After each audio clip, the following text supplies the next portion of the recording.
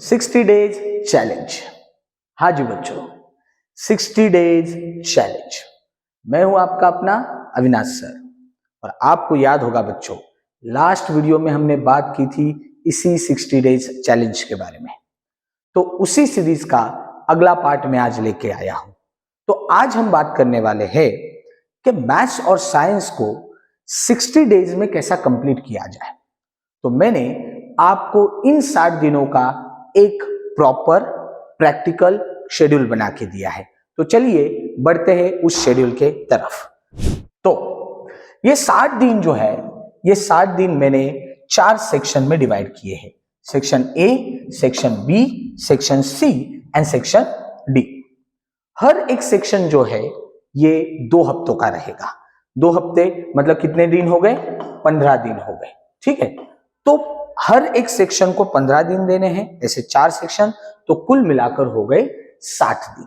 तो ये 60 दिन बहुत अच्छे से प्रॉपरली आपको यूटिलाइज करने हैं, जिस प्रकार से मैंने शेड्यूल दिया है। तो चलिए बात करते हैं हर एक सेक्शन के अंदर मैंने कौन कौन से चैप्टर रखे हैं, और प्रैक्टिकली सोचेंगे क्या वो चैप्टर हम कंप्लीट कर सकते हैं या नहीं। Let's start. तो बच्चों, सेक्शन ए जो बहुत इंपॉर्टेंट है, जिस सेक्शन में मैंने 4 सबसेक्शन बनाए हैं। फर्स्ट सबसेक्शन में हम कंप्लीट करेंगे रियल नंबर एंड इलेक्ट्रिसिटी। वैसे देखा जाए तो रियल नंबर एक छोटा चैप्टर है और इजी भी है, जबकि इलेक्ट्रिसिटी को आपको याद होगा मैंने 2 स्टार्स के अंदर रखा था, जिसको कंप्लीट करने के लिए कुछ टाइम लगता है। तो इन दोनों का कॉम्बिनेशन जो है हमने यहां पर रखा है। फिर सेक्शन 2 के अंदर हमने रखा है एपी, जो कि थोड़ा लेंदी पार्ट है, और हेरिडिटी एंड इवोल्यूशन जो थोड़ा सा इजी है, क्योंकि इवोल्यूशन वाला पार्ट उसमें से डिलीट हो चुका है। फिर थर्ड सबसेक्शन में हम बात करते हैं statistics and human I. Statistics थोड़ा सा लंबा है, इजी है, जहां पर आपको कैलकुलेशन के बारे में बहुत ध्यान रखना पड़ता है। स्टैटिस्टिक्स ये इजी चैप्टर है, बट ह्यूमन आई को कंप्लीट करने के लिए थोड़ा सा टाइम देना पड़ता है, पर जबकि वो इजी पार्ट है, इतना कुछ ज्यादा डिफिकल्ट उसके अंदर है नहीं। फिर जो 4 सबसेक्शन है, मतलब जहां पर आपको कुछ भी नहीं करना है। कुछ भी करना नहीं, इसका मतलब ये नहीं कि आराम से बैठे रहे। ऐसा जरूर होगा कि इन 3 सबसेक्शंस के अंदर आपको कुछ डाउट आए रहेंगे, कुछ ऐसे क्वेश्चन रहेंगे जो वापस सॉल्व करके आपको देखना पड़ेगा। तो ये 4 नंबर का सबसेक्शन जो है, जहां पर आपको इन चैप्टर्स को वापस रिवाइज करने के लिए टाइम मिलेगा। अगर ये 3 सबसेक्शन आपके अच्छे तरीके से हो गए हैं, तो चौथे सबसेक्शन में आप अगला वाला जो सेक्शन है उसका पहला पार्ट जरूर रिपीट करवा सकते हो। ठीक है, तो चलिए बात करते हैं अभी सेक्शन बी के बारे में, जहां पर वापस एक बार आप 4 सबसेक्शन देख रहे हो। पहले इसमें जो है ट्रिग्नोमेट्री, जो कि अच्छा खासा लंबा है। उसके अंदर ट्रिग्नोमेट्री इंट्रोडक्शन वाला पार्ट, रेशियो वाला पार्ट भी आ जाता है, आइडेंटिटीज वाला पार्ट भी आ जाता है, और उसके साथ मैंने रखा है रिप्रोडक्शन। रिप्रोडक्शन बायोलॉजी का ही पार्ट है, ज्यादा कुछ डिफिकल्ट है नहीं, इसलिए हमने इन दोनों को साथ में रखा है। फिर आता है एप्लीकेशन ऑफ ट्रिग्नोमेट्री। इसको सेकेंड सबसेक्शन में रखना बहुत जरूरी है, क्योंकि इस फर्स्ट सबसेक्शन में जो ट्रिग्नोमेट्री आप पढ़े हो, उसको वापस एक बार आपको एप्लीकेशन के अंदर यूज करना पड़ता है। तो इसलिए ये एप्लीकेशन वाला पार्ट थोड़ा इंटरमीडिएट लंबा है। तो इसलिए हमने साइंस का एक बहुत इजी चैप्टर उसके साथ रखा है, that is the chemical reactions and equation. तो अच्छे तरीके से ये सबसेक्शन आपका बैलेंस हो पाएगा। फिर आते हैं हम थर्ड सबसेक्शन की तरफ, जहां पर एक मैथ्स का इजी चैप्टर प्रोबेबिलिटी हमने रखा है, जहां पर कैलकुलेशन के बारे में आपको अच्छे से ध्यान देना पड़ता है।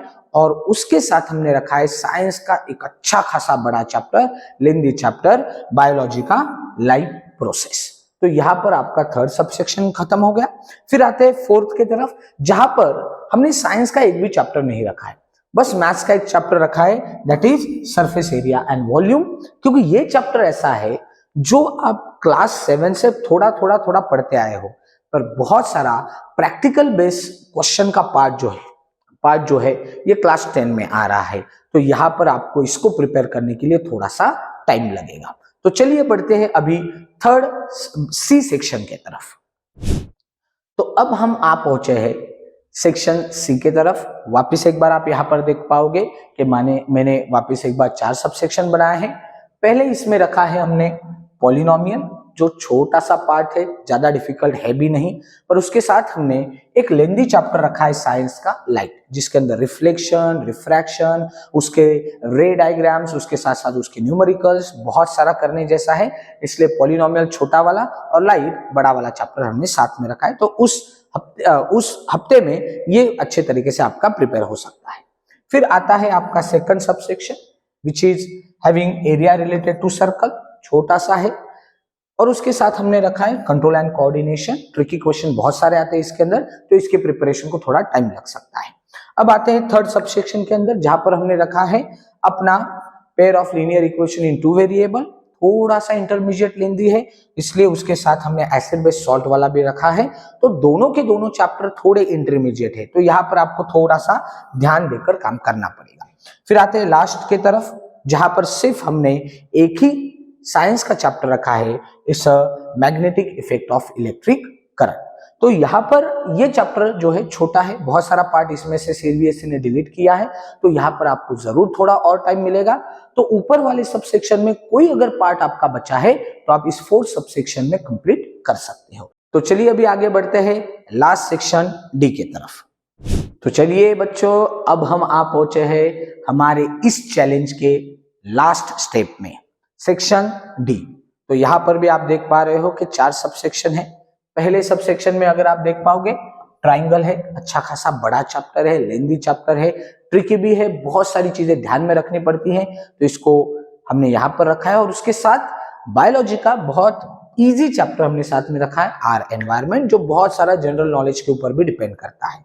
फिर सेकेंड सबसेक्शन में अगर देखोगे आप, क्वाड्रेटिक इक्वेशन रखा है साथ में, और मेटल्स नॉन मेटल्स थोड़े इंटरमीडिएट टाइप के हैं, तो यहाँ पर ध्यान देकर काम करना पड़ेगा। फिर आता है आपका थर्ड सबसेक्शन, जहां पर हमने रखा है कोऑर्डिनेट ज्योमेट्री, बहुत सारा फॉर्मूला बेस्ड चैप्टर है, ज्यादा कुछ दिमाग नहीं लगाना पड़ता, 2-3 मेथड से और उसी से रिलेटेड बहुत सारे क्वेश्चन प्रैक्टिस करने हैं।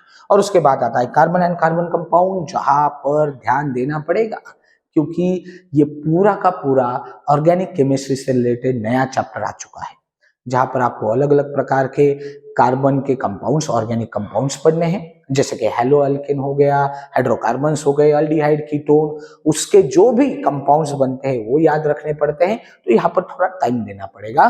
और फिर हम पहुंचे हैं लास्ट सबसेक्शन की तरफ, जहां पर सिर्फ और सिर्फ बचता है आपका सर्कल। तो यहाँ पर भी मैंने एक चैप्टर ही रखा है, सर्कल थोड़ा लेंदी है, पर अगर आपके पास थोड़ा टाइम बचता है तो क्या करेंगे हम, ऊपर सबसेक्शन में अगर कोई पार्ट बाकी है तो इस लास्ट सबसेक्शन में लास्ट हफ्ते में आप कंप्लीट कर सकते हो। तो इस प्रकार हम कंप्लीट कर चुके हैं चारों के चारों सेक्शन 60 दिनों में। देखते वक्त तो बहुत लगता है कि 60 दिन में कैसे क्या कंप्लीट हो पाएगा, इसलिए मैंने स्टेप बाय स्टेप सारी चीजें दी है। तो आप कहोगे सर इसको कैसे कंप्लीट कर सकते हैं, तो चिंता मत कीजिए, 60 दिनों में बराबर पूरा सिलेबस आपका प्री बोर्ड एग्जाम से पहले खत्म होता है, जिसके लिए शुरुआत अगर मैं करके दिया हूं तो लास्ट तक आपके साथ में जरूर रहूंगा। आपको बस एक काम करना है, what you have to do, आपको बस गूगल प्ले स्टोर पे जाना है, वहां पर आपको सर्च करना है अविनाश सर कोचिंग क्लासेस। इस लोगों के साथ आपको एक ऐप मिलेगा, वो ऐप डाउनलोड कर लेना है, और उस ऐप को डाउनलोड करने के बाद उसके अंदर class 10 CBSE exam math science 60 days challenge करके कोर्स मिलेगा। वो कोर्स आपको लेना है, और जिस प्रकार से section wise, sub section wise यहाँ पर मैंने शेड्यूल बना के दिया है, उसी शेड्यूल के अनुसार सारी चीजें मैंने वहां पर डाल दी है। तो उस कोर्स के अंदर आपको क्या क्या मिलेगा, सबसे पहले समझ लो सेक्शन ए का सब सेक्शन है, कोई चैप्टर है उसके अंदर, उस चैप्टर से रिलेटेड आरआर मिलेगा। आरआर मतलब रैपिड रिवीजन का एक वीडियो लेक्चर मेरा मिल जाएगा। उसके नीचे आपको नोट्स मिलेंगे, और उसके नीचे एक और ऑनलाइन टेस्ट मिलेगी, तो उसको अच्छे तरीके से प्रिपेयर करना है। अब पढ़ते वक्त आपको क्या करना है, इसके बारे में मैं ऑलरेडी पहले पार्ट में बात कर चुका हूं। अगर वो पहला पार्ट का वीडियो आपने नहीं देखा है तो डिस्क्रिप्शन के अंदर मैं लिंक दे दूंगा, उसको जरूर देखना, क्योंकि वो वीडियो देखे बिना आप ये वीडियो और इसका इंप्लीमेंटेशन बिल्कुल नहीं कर पाओगे। तो बच्चों चलिए ठान लेते हैं कि अब इन 60 दिनों में कैसे हम हमारा मैथ्स और साइंस का सिलेबस कंप्लीट कर सकते हैं। ऑल द बेस्ट, तब तक के लिए धन्यवाद, thank you very much, bye bye, have a nice day.